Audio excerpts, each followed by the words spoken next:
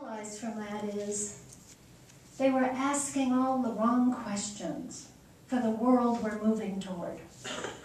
It was putting us in a box. And I don't think we have the answers from where we sit right now. But I think we've got to come up with better questions. So I have 4 questions that I would like to propose as you find your voice in these times. My sense is that, or my belief is, that we each hold a strand of the web of life, this fragmented web of life that we're so concerned about right now. The whole, all of life. Not just we humans, but all of life. And that if we can understand what our strand is that has been entrusted to us,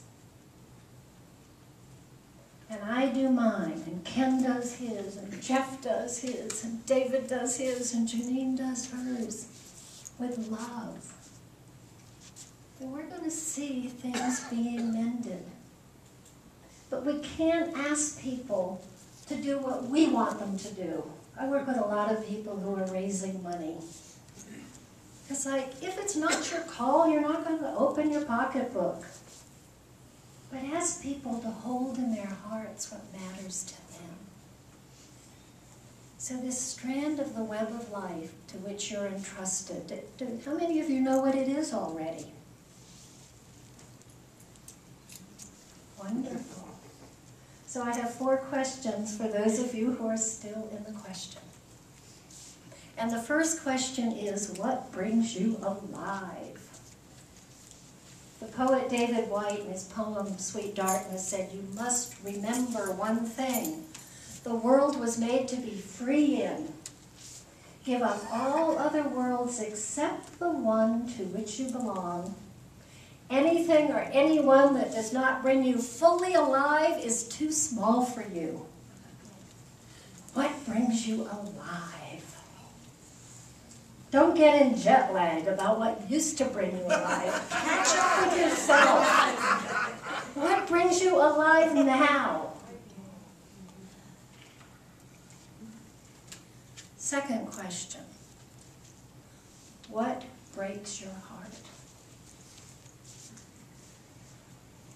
A dear friend said, why would you want a broken heart?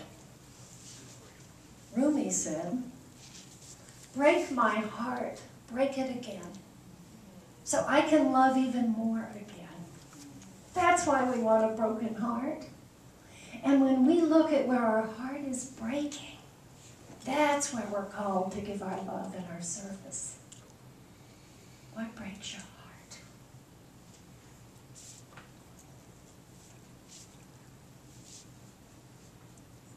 I was with Diana the other night. We all have broken hearts, I think, about the oil spill.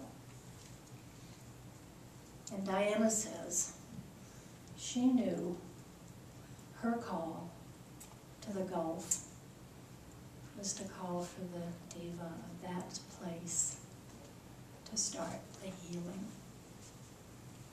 We all might do it in different ways. But what's your way? The third question is, what does healing look like? This is moving us from the old story of what's wrong to what's the possibility. What does healing look like?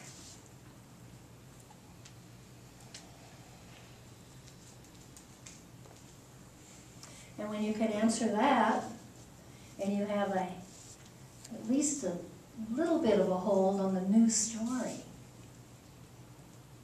the last question is, what is the one life-affirming action I can take that is beautiful and will make my heart sing?